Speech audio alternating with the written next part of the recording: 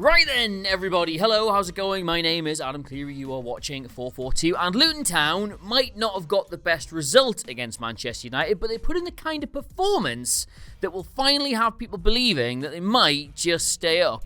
Now, full disclosure, this was my take on that whole situation all the way back in August. Luton don't just stay up, they stay up comfortably. And while, alright, maybe that was a little bit short-sighted, I still do think, ultimately, in the end, they are going to be fine.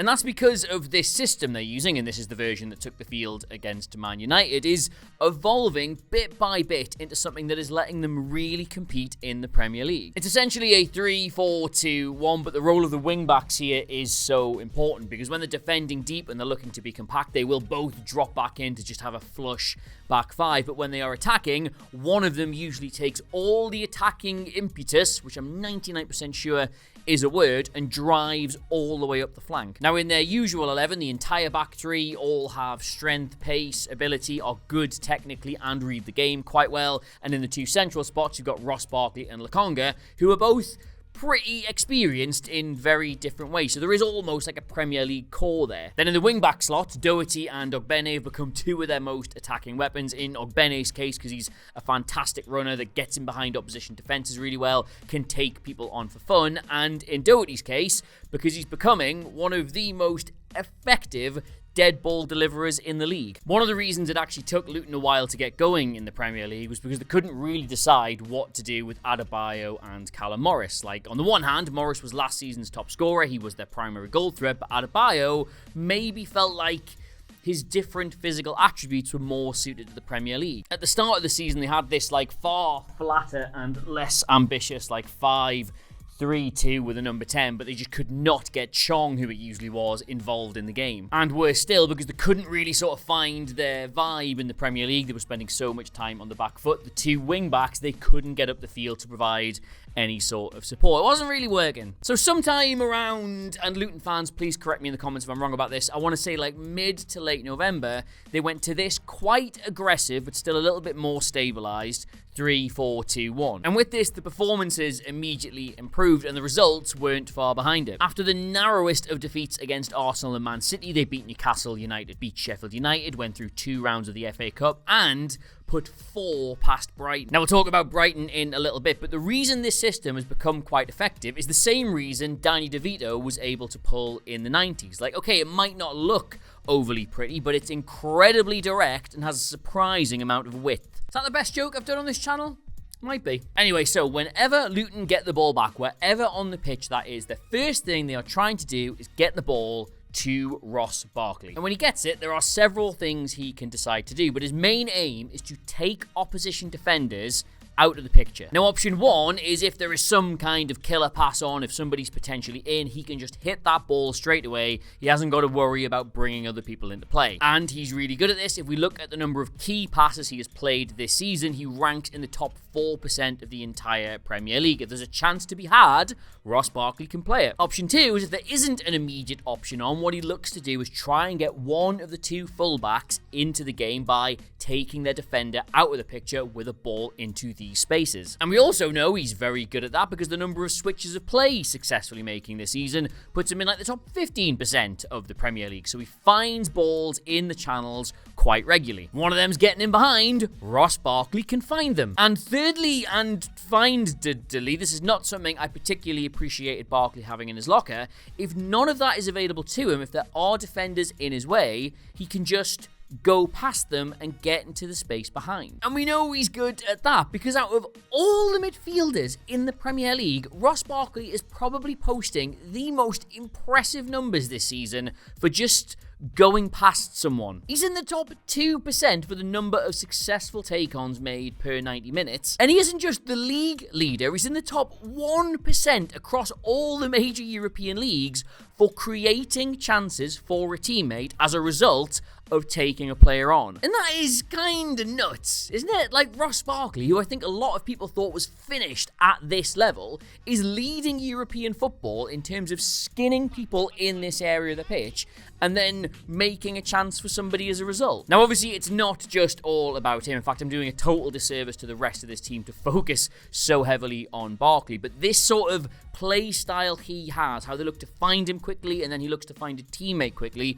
does typify just how direct Luton are. And just to illustrate how this sort of like ethos works throughout the entire team, right? Luton have some insane numbers this season. So they've got the lowest number of touches in the entire Premier League in both their defensive third and the middle third. They could not be less bothered about having the ball in these areas. But, and this won't sound impressive immediately, they sort of jump to lower mid-table to where like Wolves and Palace and Brentford are for the number of touches they're having in the attacking third. Like, just for context here, the second bottom in both of these areas is Sheffield United, and then their rock bottom in the final third. Like, it tends to carry either you're a team that touches the ball a lot or you're not. There's not really a massive difference between where you're doing it, except in Luton's case. They've got the biggest jump between any two areas in the league. And what that tells you is they're not just some sort of predictable long ball side looking to go from the goalkeeper or the defenders straight into the big lad up front. They can play when they get in this area. They just want to get into it as quickly as possible. And these are the stats that should tell you absolutely everything, right? Across the entire pitch,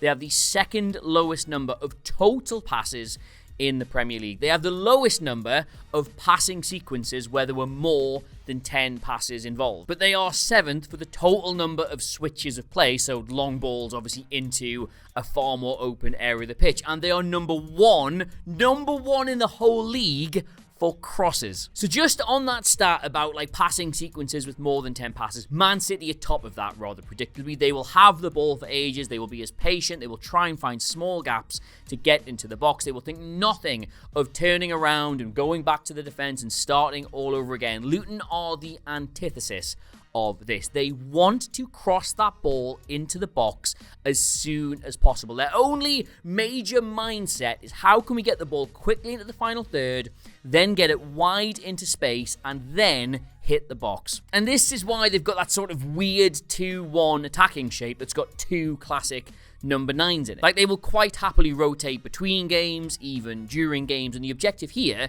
is that when they've got the ball at the back or in the midfield and they're trying to get it into the final third as quickly as possible, it effectively gives them two different mixes to stick it in. And again, I don't just mean they look to kick it long and then rush up the field, but you've got two players who are both capable of receiving the ball with their back to goal, either on the deck or in the air. And when they do that, that's when the rest of the team comes alive. Like, normally then one of the wing backs will look to get into an area where they can cross it from. Sometimes even Andros Townsend is playing in this other 10 position and he'll float out wide. Barkley, of course, is capable of drifting slightly out into a wider position, and they look to get the ball into the 6-yard box where these two can do some damage. And this is where, entirely by design by Rob Edwards, it becomes a pure numbers game. Like, Callum Morris and Adebayo are above average aerial duel winners. Like, you put the ball up to them 100 times against a random selection of opponents, they'll win more than they'll lose. But Adebayo in particular, right, all 6'3" of him,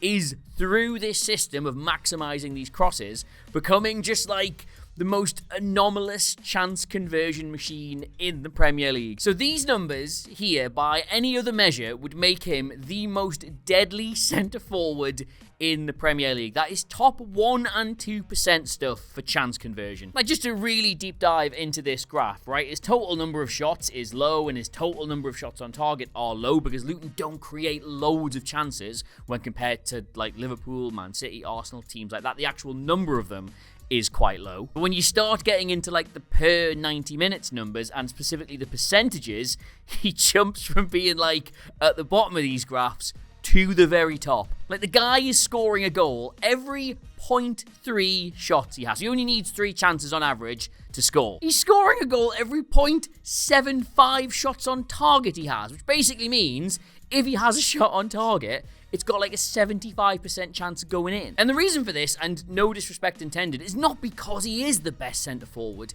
in the Premier League. It's because of this number here. He has the lowest average shot distance in the Premier League. Of all the chances he's had in the league this season, on average, they are 9.5 yards from goal. That is halfway between the penalty spot and the 6-yard box. For context, Haaland's average shot location is like 13 or 14 yards from goal. So he's like 50% closer to the goal almost than Haaland is when he has his shots. So just to put it bluntly, right, it doesn't really matter who you are or what team you represent or how small your stadium might be. If you've come up with a system specifically designed to keep giving your centre forwards chances from within 10 yards of the goal, and that's working, you're probably going to stay in a division. You saw this against Manchester United. Like, here you are, they get the ball, they work it into one of these wide areas nice and quickly. They get it up into that golden zone within about 10 yards of the goal,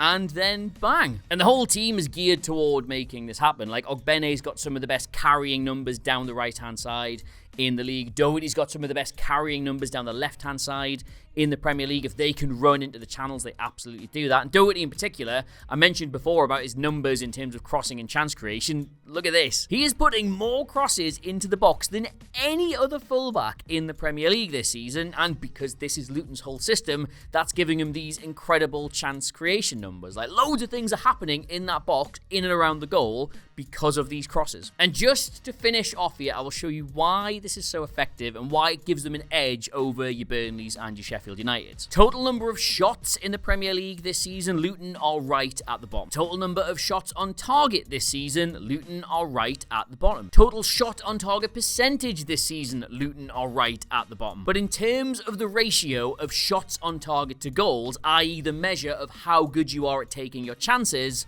Luton jump into the European places. And for all the people screaming at me that there's only one stat that counts, add all that up and what does it give you? In terms of the actual number of goals they've scored, they're certainly not flying, they're not even in mid-table, but Luton are well clear of that bottom three. In fact, going into the game with Manchester United, they had scored the exact same number of goals as Manchester United. I mean, obviously not now, of course, but, you know. So that's Luton. That's why I really like Luton. That's why I said this about Luton. Everyone's got the bottom of the league, they're in every predictor. The supercomputers have got them getting like record low points. I honestly think not a single team in the world is going to have a nice afternoon at Kenilworth Road. They'll bloody the noses of far better football teams. Now, if you have enjoyed this video and somehow didn't notice that I recorded like 90% of it the week before the game because I was gonna go home back to Newcastle and see my friends and loved ones, then you've got to hand it to me, unfortunately, so why not subscribe to the channel where you can see all this kind of fun stuff every single day. The latest 442, which you're right, should have Rob Edwards on the cover, is available now from all good retailers and the crap ones as well, and you can get me on Twitter, X, Insta,